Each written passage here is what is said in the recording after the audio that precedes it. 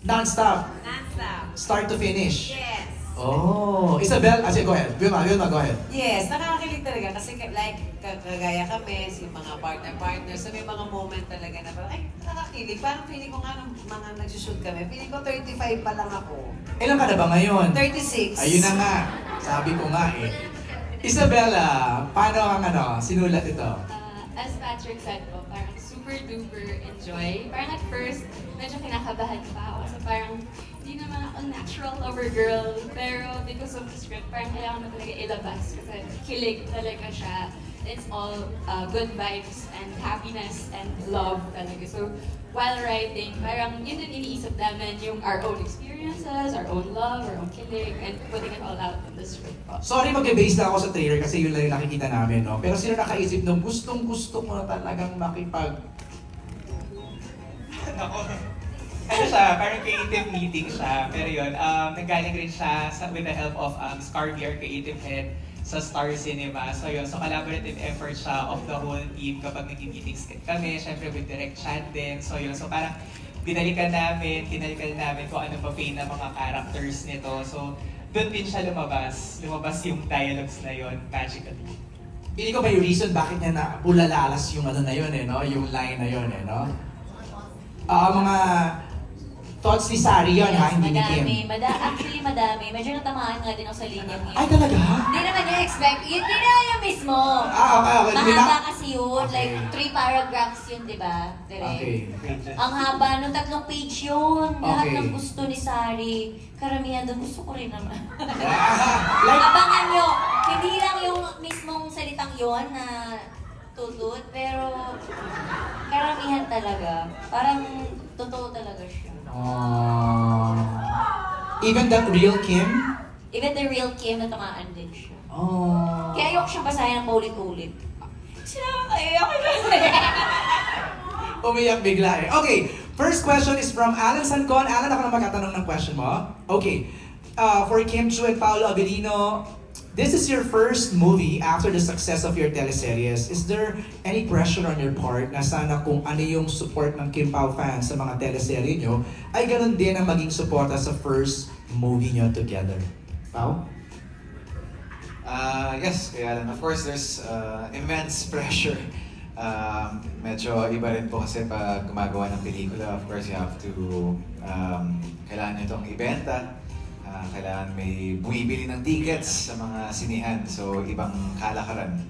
Ibang kalakaran siya. Ito na, ang ginawa na lang namin, parang try na lang namin pagandahin yung material and of course, pati yung performance namin para may iba siya sa mga past na ginawa namin and also para may bagong mapapanood sa amin maliban sa mga napanood na nila sa TV and sa mga streaming platforms. You wanna add, Kim? Siyempre nakaka-pressure kasi yung ginawa namin, yun na nga, streaming platforms lang siya. And this time, medyo mahirap kasi manonood ng sine eh. Kailangan mong pabuntahin yung mga tao, kailangan mong gumastos sila ng pamasahe or ang laki ng gagastos para manood ng pelikula. Kaya sobrang kinakabahan, of course, and sobrang nanginginig na sana, Lord, sana supportahan siya ng mga tao. Kaya tinodo na namin sa movie na, tinodo na talaga namin para pag nanood sila, sasabihin nila, worth it panoorin ng My Love Will Make You Disappear. Speaking of tinodo, yung second question ni Alan is related to that. Inaabangan ng mga kilig scenes and kissing scenes nyo dito. Gaano kadami? Or ka-intense ang mga kissing scenes nyo sa movie na to? Agad-agad naman Kuya Alan. Iyahan mo na naman talaga yun. Mainit-init naman talaga. Oo. Gaano? Medyo mature rin kasi yung pagtakal ng roles dito and pati yung characters namin ni Cholo and ni Sally. So medyo mature rin yung pagtakal when it comes to sa mga intimate scenes. Meron, pero abangan nyo lang sa scene. Pero sanay na. I say that... Hindi naman! Wait! Kalma! I say that na parang comfortable na kasi you've done it. In Linlang, di ba? Nag-kiss din naman kayo sa What's Wrong with Secretary Kim. Para sa akin, parang never naging comfortable dahil sino ba naman gustong naghahalikan na parang Isang daang Ang tao dami yung namin sa nanonood. set. Isang daang tao yung nanonood. Kasi sabi, halika na para one take na lang. Kasi pag inulit-ulit, baka alam mo na. So minsan sinasabi ko na lang kay Kim, rehearse muna tayo bago tayo. Ay, hoy! Hoy! Teka. Teka lang. Kaya pala lagi kayo nasa tent, no? Nag-rehearse pa lang kayo. Grabe. As much as possible, one. Kaya pala, bawal pumasok doon, tent nyo lang. Pinapractice lang namin kung sino yung gaganon. Charot lang, hindi. Para mas maganda one Ay, take. nabubulol. Hindi ka sumagot. This is such a very important matter. Yun, kaya... So, do you agree? Nire-rehearse nyo? Ay, hindi. Okay. Yung lines. Yung lines. Yung line. Direct take one, yung mga ganong scenes. More or less. Take one. Meron dun. Isa lang kasi pag ulit-ulit baka kami na. Nakakaloka yung mga kami na. Okay. Next is from... Thank you, Alan, sa question mo pala. From Jeffrey Garcia of Jeff Oligar TV. For Kim, from being known in reality shows to this moment that your team up is so phenomenal, gaano po katindi yung chemistry? Can you describe yung chemistry niyo ni Paolo? Ako ba magsasabi ng chemistry? Describe it lang, ikaw, from your point of view. From, grabe naman yung basihan niya na from PBB. Siyempre from 16 years old to 30s. 30s! Hindi na sinabi ko ano yung edad. Pero, Parang matured na kasi now di ba? yes, masasabi ko na lumaki ako syempre sa harap ng mga tao sumusuporta sa akin. And napanood nila yung nakailang love team na, pangatlo na rin to. Per decade, kasi ako nagla-love team. So, per decade din yung experience from puppy love to, di ba? So, yung experience ng genre ng pelikula ay per decade din. So, last na ba to?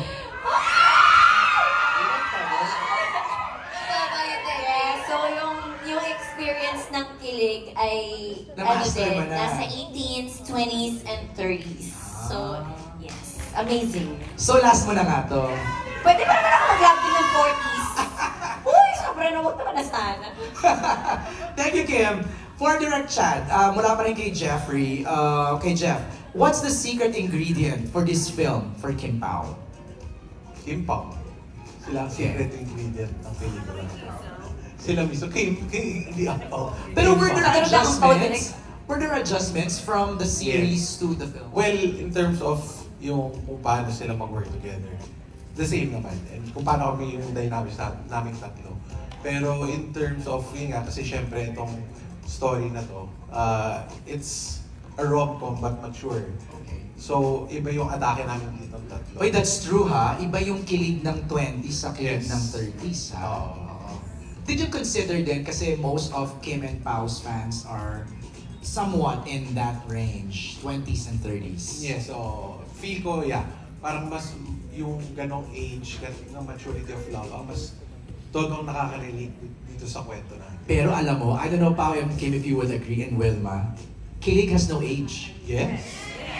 Diba? Agree. Kahit ilang taon ka na, Oo, ako nga kinikilig ako sa kanilang dalawa pag tinitignan ko. Kasi, ay, kinikilig pa rin pala ako. Kasi Kahit in ako. fairness, kung ako ang tatanungin mo to describe the chemistry, ang perfect nila. Isang tahimik at saka isang maingay. Tapos, pag tinitigan silang dalawa, oy, nagkatitigan na ng mga ate ko, ako. Oh, cute! Cute sila, nakakakilig talaga. speaking of tumitingin, parang do you sometimes catch yourself like, biglang titingin na lang kayong dalawa tapos... Ganon? Hindi ko alam. Kaya kailan mo ako tinititigan? Pag may intent. Intent. Mag-throw lines or mag-linya. Or kain na tayo. Or rehearse muna tayo. Oo nga pala, nag-share kayo ng baon. No, Kim, no? Adjust baon no? Di ba? Grabe yung adjust mo. Ang dalawang 3 kasi yung ulam ko. Wow! Daming ulam. Yung isa dun, pwede niyang kainin. Para sa kanya talaga, ni-ready mo talaga. Sige na nga. Okay, so ang understanding ko sa trailer, si Jolo parang wants to be gone. Tama? Tapos, for him to be gone, kailangan ma-inlove siya kay Sari. Tama? Yes, yes. Tama, Direk? Or Patrick, tama ba yung aking understanding? ina-analyze ko yung trailer eh. Kasi gusto ko rin tanungin yung cast members, ano yung magiging role nila sa buhay ni Sari sa ni Jolo. Okay, let's start with Martin. Martin, ano ang role mo dito? Pangalan po ng character ko is Rom at syempre yung partner ko rito dahil may iba yung dating namin eh, medyo mama yung dating ko kasi nga may anak kaming ampon. So medyo minsan may pagka-serious, mataray, pero kami lagi yung nagbabatuhan kasi yes, partner kami, meron kaming anak dito. Meron kaming adopted na anak. Tapos siguro ang masasabi ko kung yung role Kapit bahay. Yes. Same village. Kung saan yung the village? Tahanan Homes. Tahanan Homes. Lakas pa ka BF. Okay. Ang masasabi ko lang sa roles namin, kaming dalawa, siguro gatong kami. Makikita mo kasi talaga na... Konsentidor? Oo, konsentidor eh. Kasi in real life, ko, bagay na bagay na nga itong dalawang to. On screen talaga, parang kailangan ng konting push para talagang ano na parang magbibigay ng konting mali siya. Yung mga gano'n na datingan, pag masyadong sweet, oy, pwede na lagyan ng mali siya yan. Yun ang role niyang dalawa dito. Kayo, mag-asawa ba kayo dito? Yes, mag-asawa po kami. Ang hirap naman ng role. Kaya niya ako pinapasalita dahil siya po doon ay isang... Deaf. Oh! So ako naman po yung talakerang live-in partner niya. So medyo meron kaming miscommunication dahil ang hirap namin magkaintindi ng dalawa. Ang challenging yung role ni Benj, Yes, super. Oo. Pero paano kayo mag-add ng color and spice to Sari and Jolo? I think yung pinaka-character namin speaks volume kasi dun sa character din nila eh. Parang yung communication, yung background and all. So Nami-mirror? Oo, nami-mirror and all eh. And parang in reality, parang ako si Paolo, kasi tahimik lang. Sige, magkagagano. Si Pogi din. Kiss kayo, kiss. Ay! Kayo nga. Ano na lang ba? Sa Maui. Karina, what's your role here? Yes, ako po dito si Laika, ang pinsan ni Sari. Ikaw yung nag-announce eh, di ba? Oo, Painlabin. Painlabin si Ate Sari. Yes, nakakatawa po yung eksetang yun. And dito parang pampasakit siya ng ulo ng ate niya. Opo, parang siya rin yung magbibigay ng konting lalim and dynamic sa mga sinacrifice ni ate and mga pinagdaanan niya in life. Wilma, Aling Nilda. Yes, ako yung taga-kain ng food props dito. Yung role ko, kumain ng mga food props, yan. At saka, si Aling Nilda, meron akong asawa dito na macho dancer. Kami naman, pinapakita namin mag-asawa na dito na kahit anong hirap ng buhay, basta nagmamahalan kami, okay lang. So, kahit macho dancer siya, online seller ako. So, we respect each other. We love each other. That's Bruno, right? That's Bruno, Played yes. by? So, played by Nico. Antonio. Yes, Okay. yes. Kaya meron yata siyang gig dyan eh. Ay, rumakit pala. Sumasayaw siya ngayon rumakit. Kaya wala siya dito. Sumegway na eh, no? Sumegway muna si Koya dyan. Sari naman, public, parang teacher, employee, government employee. Anong role niya? Yes, government employee siya. Nag-approve siya ng mga marriage contract. Oh, Marriage certificate. certificates. Yes. Oo. Tapos siya sa Wisha. Okay. Nag-approve siya ng mga nagmamahalang The irony, no? Yes, jojoan, mahal-mahalan, ganyan. So yung mga lumalapit sa yung mga kliyente, Oo, kiss-kiss sila, ganyan. dinidiscourage mo. Parang Oo, parang ganun. Cute! Galing. Si Jolo naman, ano siya doon? Parang biker, nakita mo may, di ba? Isa siyang negosyante. Okay. Doon na lang muna. Yun lang muna. Okay, negosyante. Tipid ni Paolo mag-reveal ng character niya. Okay. Wait, I'd just like to acknowledge the presence of our Star Cinema bosses. We have here the head of content production and operation, Miss Maricel Martinez! Of course, our head of creatives, Miss Carmi Raimundo. Carmi!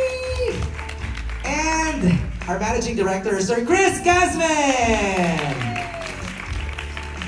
Of course, our head of production, Leo Garcia. Our head of post-production, Rai Quintadar. Also joining us tonight, Daisy Kayanan Mejares. Our head of marketing, Miko Del Rosario. Kompleto, full force? Love it. Okay, tuloy tayo sa ating Q&A. Prime, may question sa'yo dito. Are there any classic rom-coms or specific writers that influenced you sa story ng film na to? Siguro pinaka-similar yung Got to Believe ni Direk Olivia Lamasan. So, sa mga Gen Z na, di ba nakakapanood?